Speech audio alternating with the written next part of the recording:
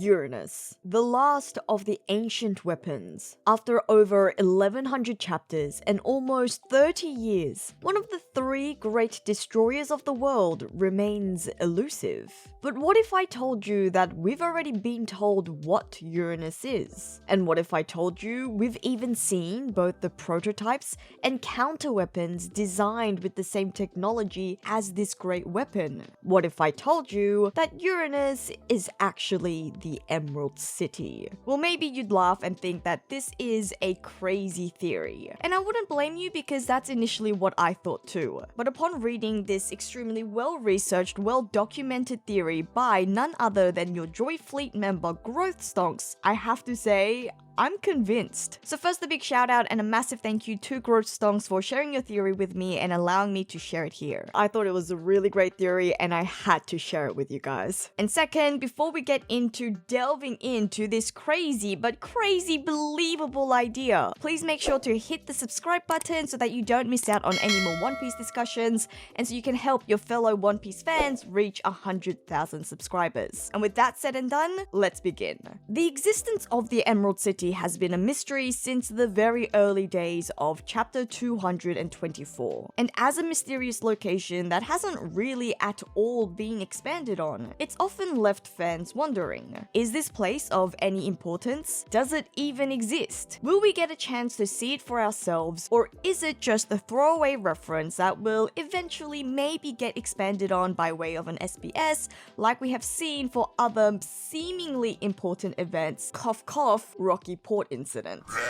Well, according to this theory, there are actually lots of reasons to believe that the Emerald City is very important and that we will indeed get a chance to see it for ourselves. In fact, it's going to play a huge role in the final war, as it is the final ancient weapon that we have yet to be introduced to. And the first thing that I want to personally establish here is that the Emerald City, more than likely, probably definitely exists. And the way we know that is because we were introduced to the idea of the Emerald City in the Jaya arc thanks to Bellamy. In the scene where Bellamy laughs at Luffy and the Straw Hats for their dreams of finding Sky Island, the Hyena Man scoffs and laughs, declaring that myths like the Sky Island, places like the Emerald City, treasures like the One Piece, they're all exactly that. Myths, fanciful pipe dreams, delusions. Bottom line, that they're not real. But we know from the Skypiea arc that it was of course Bellamy who was terribly mistaken because El Dorado was indeed real, and only a handful of arcs later, Whitebeard reaffirmed for the entire pirate world that the One Piece is real, leaving us with cause to believe that the other myth, or so-called myth that Bellamy mentioned,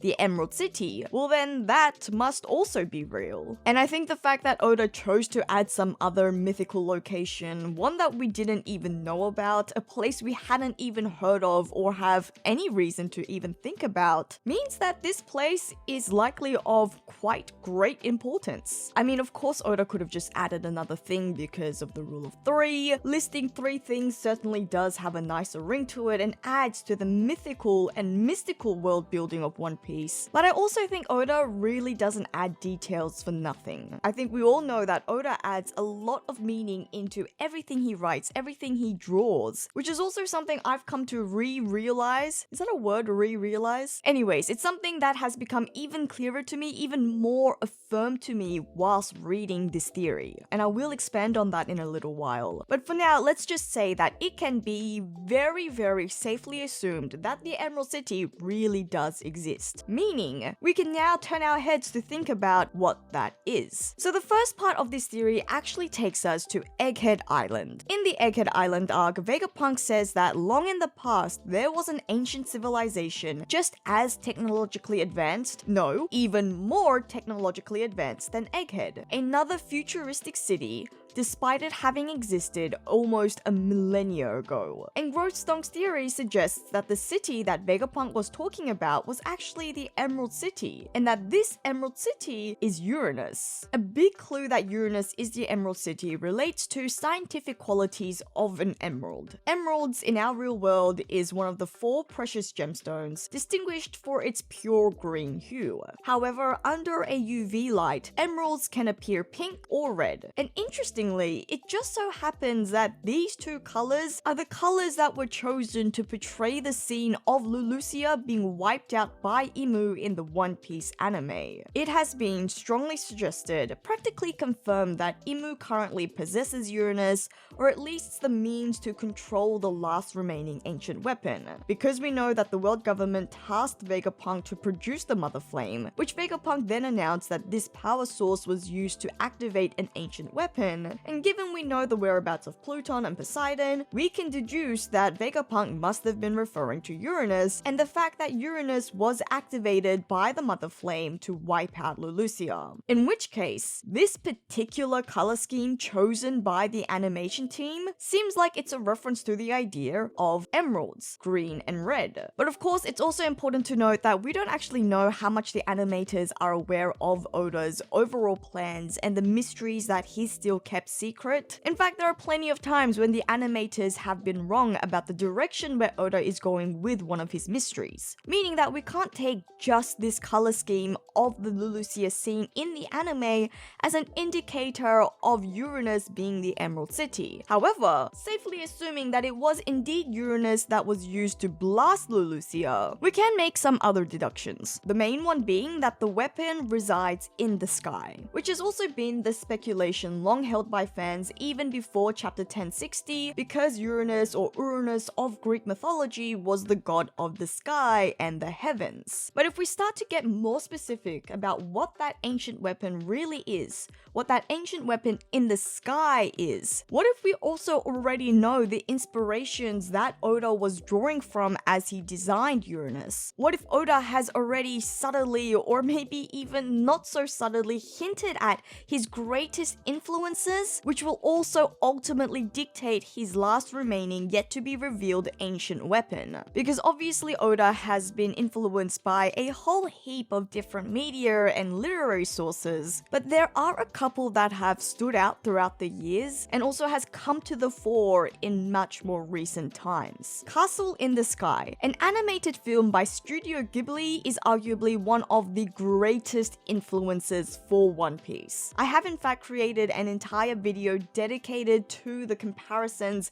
and the parallels between this classic Ghibli film and Oda's masterpiece, and I do highly recommend you to go watch that video, because even more recently, Oda has given a very big nod to the Ghibli film with his reveal of the original Iron Giant at Elbaf, which looks exactly like the ancient robot from Castle in the Sky. And for those of you who haven't watched the film or my video, this classic Ghibli film centers around the story of a boy looking for a legendary flying castle that hosts ancient technology. Ancient but super advanced technology. This mysterious sky island being named Laputa, which of course in turn was directly inspired by an even older classical text, Gulliver's Travels by Jonathan Swift, which also features a flying island named Laputa. And it just so happens that Oda has referenced Gulliver's Travels in his manga a handful of times as well. We first recognized this at Dressrosa in our introduction to the Tontata tribe mounting the giant robin. And then ironically, it was the Straw Hats' turn to be dwarfed at Elbaf, finding themselves replicating the scene with Miss Ripley. In fact, in Elbaf, Oda has made multiple references to the classic tale, also featuring the giant cat Iskat and giant bees Stingmore, both the giant cat and giant bees being inspired by Swift's story. But interestingly enough, it's not just these two works that feature a flying island that Oda has made a reference to, because we've also seen that Oda makes reference to the Star Wars franchise, especially within the Egghead Island arc. We see Bonnie use a lightsaber-like weapon at Egghead, and then Saturn exercising what seems an awful like the power of the Force, physically forcing people to the ground, rendering them immobile. And well, we know that Oda must be a big fan of Star Wars, because we saw a Darth Vader mask in his office when we saw an interview he did for the One Piece live action. And again, it just so happens that Star Wars features a floating city of its own, Cloud City at Bespin. Over the years, fans have speculated what is the flying object that Oda is planning to represent Uranus with, and perhaps the answer is that Uranus Uranus is a flying city, a floating castle. And at this point you may be thinking, but hang on, because we have already seen Sky Islands. We've spent an entire arc discovering and journeying through the Sky Island Skypiea. And perhaps that's actually the point. Perhaps just as Shandora is a sky island with deep ties to the ancient kingdom, as well as ancient moon people, so too is Uranus, the Golden City and the Emerald City, two ancient cities based on valuable minerals. And whereas Shandora contains the fire of Shandora, aka the Golden Bell, the Emerald City has fire of its own, containing or powered by the Mother Flame.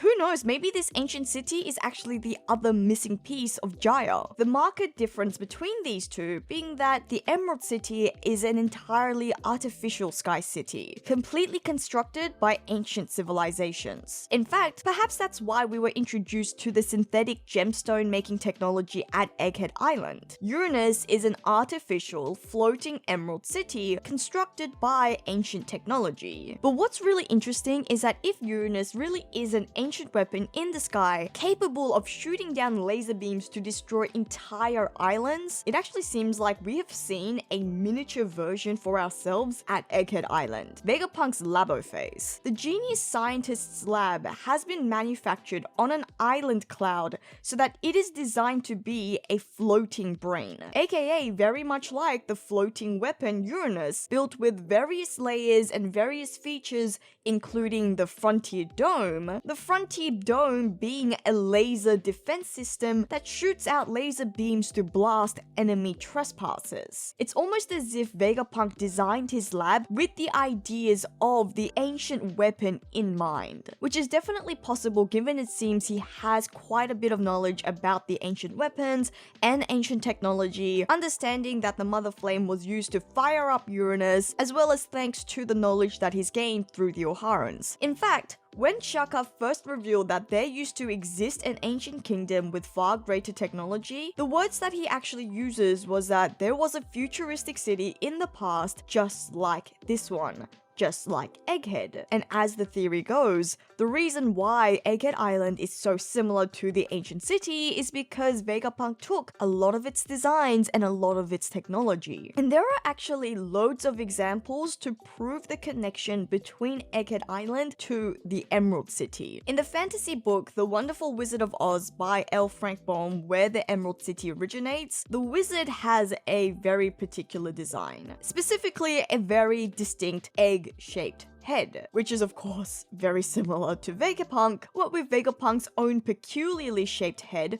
prior to the creation of his satellites, as well as the egg-shaped island which he supposedly designed after himself. In fact, Vegapunk's head has been described to look like a hot air balloon, and that could itself be a direct reference to the hot air balloon that the wizard uses to arrive and leave Oz in. And in both tales, the wizard and Vegapunk were thought to be, or widely known to be, these great, all-powerful beings who could perform miracles and do anything you could imagine. But then eventually we find out that, in reality, both men are just a couple of goofy old grandpas. And aside from these quite convincing connections to the classic tale, there's also a really interesting parallel between Vegapunk's creations at Egghead and those of another ancient technology, specifically ancient Birkan technology. To the point that Growth Stonks explains that Vegapunk's creations at Egghead Island would not have been possible without Birkan knowledge. Through Kuma's flashback, we see that in his travels around the world, the warlord meets both Haradaz and Vegapunk. And to jog your memory, Haradaz is the great scientist whom, according to his Vivre card, was born on the sky island of Birka 97 years ago. At some point, he must have left to reside on the blue planet, becoming interested in weather science at the age of 15. He would go on to construct the artificial sky island Weatheria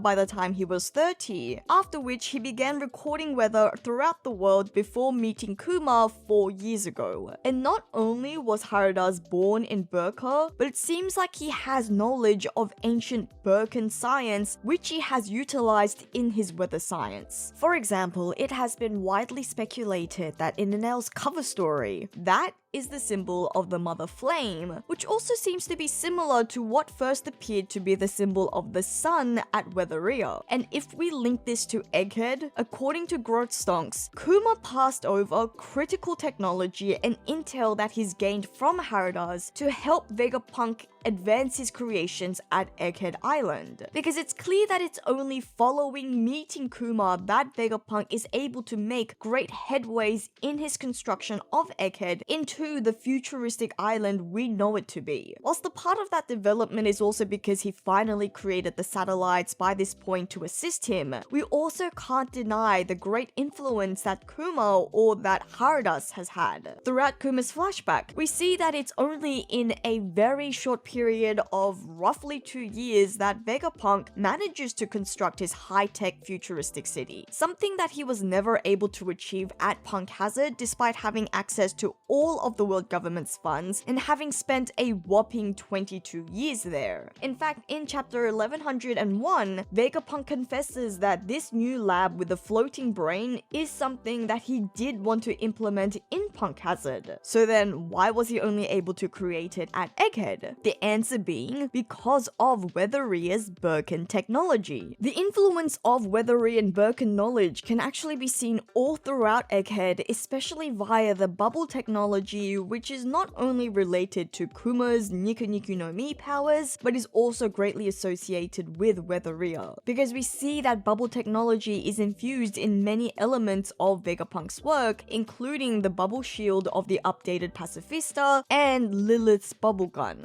And even outside Egghead, there is another big piece of Birkan technology that is very similar to Vegapunk's inventions, the Arc Maxim, that great flying ship of Enel. Enel, of course, being also of Birkan heritage. Similar to the cloud plant that produces island clouds at Egghead, Enel also uses the Maxim to create clouds, to be specific, storm clouds, which are of course different to island clouds, but given that sea clouds and island clouds are special clouds that rely on pyrobloin that changes the water density, there's no reason why storm clouds can't also be special because they could also contain that special sea stone chemical element. In any case, we also see other connections such as the Vega Force 01. Now, it's speculated here by Growth Stonks that the Vega Force is powered by the Mother Flame, which I'm not so sure about because we were very explicitly told that it uses these jet propellers and an anti-gravity technology that's specific to Egghead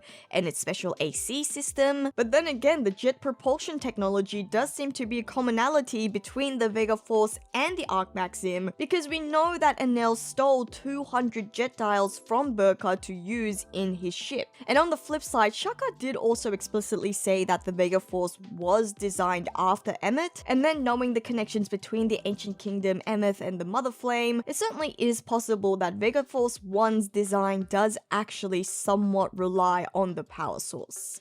Whereas in the case of the Arc Maxim, we know that it is largely powered by Enel's electric energy. His electricity could be the alternative replacement of the Mother Flame. But perhaps the biggest clue explicitly connecting Vegapunk to Birkan. At the end of the Egghead Island arc, as the satellites whom we thought all had died, as they make their escape with the Punk record, we see them discuss how they're going to be able to rebuild due to their lack of funds and materials, and their solution is to call upon a friend. And do you remember who their friend is? Weatheria. This is the first place they think of when they need a friend, suggesting a very close relationship. And I think that about proves that Vegapunk really did heavily rely on Weatherian knowledge, on ancient Birkan knowledge to construct Egghead Island. And that's why Egghead is so similar in design to the ancient weapon Uranus, because Uranus is an ancient flying city also designed with ancient Birkan technology. And so then this connection between Birkan, Uranus, and Weatheria then actually also gives us a glimpse as to the original purpose for the ancient weapon itself. In fact, the possibility that Uranus wasn't actually designed designed to be a weapon. According to growth stonks, perhaps Uranus wasn't actually meant to be a weapon of war. Perhaps it was originally meant to be another sky island like Weatheria. Technology that was created to alter weather, something that could have actually benefited human lives but was later weaponized. And I think there are huge clues for this, especially since we now know that Weatheria is a lot more important than we realized. Not only is it the place where Nami spent honing her skills during the time skip, and these connections obviously to Egghead Island and Vegapunk according to this theory, but we also saw at the end of the Egghead Island arc, Joy Boy's massive ancient Haki blast, which also again incorporated Weatherian technology, the wind knot. But now it actually seems like that wind knot isn't necessarily Weatherian technology, it was ancient Birkan technology. So then thinking about the other technology that Weatheria uses, its greatest invention is the weather ball, which has the ability to alter the weather, and if it's weaponized or misused, we know that it has the power to throw the entire world into turmoil, as per the words of Haradas. He warns Nami that it shouldn't be misappropriated, which of course Nami didn't actually listen to, and we have seen the effects of the weather ball because Nami has in fact weaponized it, incorporating it into her Climatact. And what does the weather ball incorporated with her Climatact produce? Lightning. And maybe I'm stretching the science here, but I would definitely say that lightning does bear some similarities with laser beams. This similarity between the two yet being another connection, another clue pointing to Uranus. And in fact, we may have actually seen yet another weather-related clue about the devastating effects of Uranus, another clue that takes us and links us back to the Emerald City itself. In chapter 161, we are told about an ancient Arabasta city called the Erumaru City. This city was also known as the Green City, a glowing green city that got its name because of its lushness. Back then in the Arabasta arc, it seemed that our introduction to this city was simply to explain the devastating effects of the dance powder, which Crocodile exploited to turn the people of Arabasta against their king. But let's think a little bit deeper about the implications of this green city Erumaru from Arabasta, shall we? Erumaru. That sounds an awful lot like Emerald. A green city that is no longer green because of changes in weather. And let's not forget, the dance powder itself is also green. I think all of that is too much of a coincidence. According to Vivian Crocodile, dance powder was created long ago and its main raw material to make it is silver. But maybe if we dig deeper, we'll actually find out that this powder was created with the aftermath of Uranus's victims. Maybe it's been created with the debris that Uranus caused after blasting a big city, a big island. And that's why it's created this sort of green silver material due to the fact that Uranus itself is also the Emerald City. Raising the question, could Oda have been giving us hints about the final ancient city as early as chapter 161? Back when we didn't even know that Uranus existed, that the ancient weapons existed, hiding it in plain sight. A device, a technology, something that is capable of changing weather from above, raining down green laser beams to destroy entire cities, entire islands. Especially now that we know that Arabasta is a really important kingdom that has deep ties to ancient lore, what with Nefertari Lily and her relationship with Joy Boy, as well as the fact that Arabasta was the first time we even learnt about ancient weapons in the first place. But while we were all focusing on Pluton at Arabasta, Oda was already giving us hints about Uranus. And then when we got to Skypiea, which is of course where Robin learnt the whereabouts of Poseidon, the next ancient weapon that we were introduced to, even then Oda was telling us about Uranus through Enel and through Birkan technology all along. And this is exactly what I was saying earlier. Oda really seems to have laid things out from the very beginning, meaning that we really can't take any of his words for granted. There is so much meaning and detail into everything he writes. And I'm sure Growth Stonks feels exactly the same way, which is why we're told to consider the deeper significance of the Arc Maxim. According to Growth Stonks, now seeing that Weatheria, the moon people of Birka, and the Arc Maxim all have similar technology, technology, and in particular this sort of circular device that seems to store electromagnetic field. This theory speculates that not only is the Arc Maxim made with Birkan technology, but actually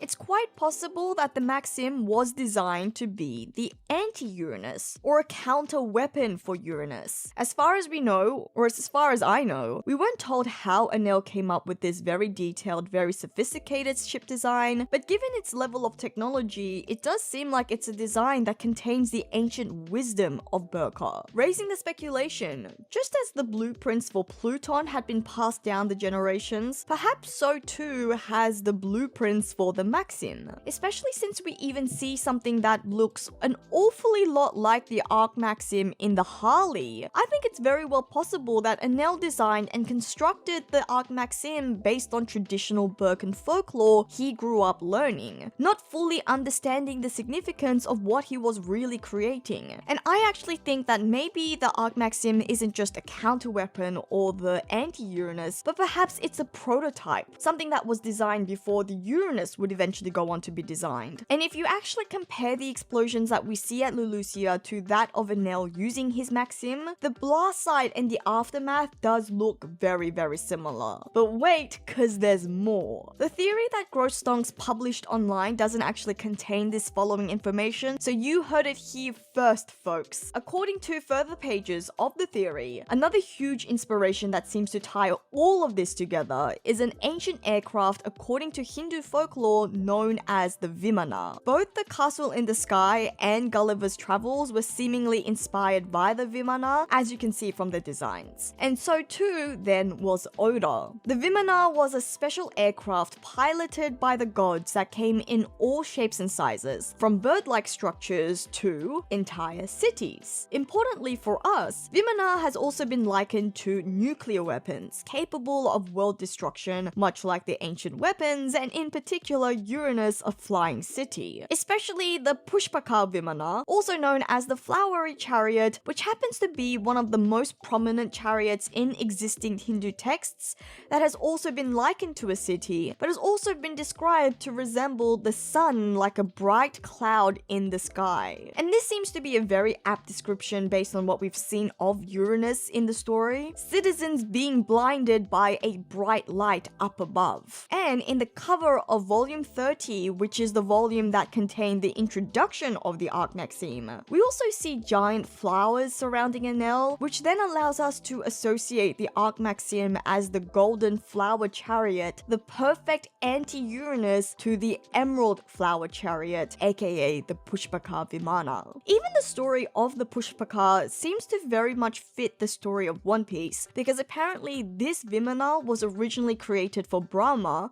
the Hindu god of creation, but it was then later stolen by the Demon King, leading me to wonder maybe this is the story that Oda is waiting to tell. Knowing that Imu now controls Uranus, he's leading us to the story of how the Emerald City, the Emerald Flying City of Uranus, was eventually stolen and appropriated, falling into the evil hands of Imu, a great flying chariot that houses an entire city made of emerald, capable of destroying entire islands with its special weather-altering Birkan technology. And all of the clues to figuring this out has already been laid before us. So, what do you think? Crazy believable, like I said, right? If you would like to read the entire theory for yourself, then make sure to click the link below. Again, another huge thank you to Grostonks for sharing this theory with me, allowing me to turn it into a video, and then sharing even further details about the theory that I could share with you guys. If you guys enjoyed the video and if you enjoyed the theory, let us know what you thought by leaving a comment below.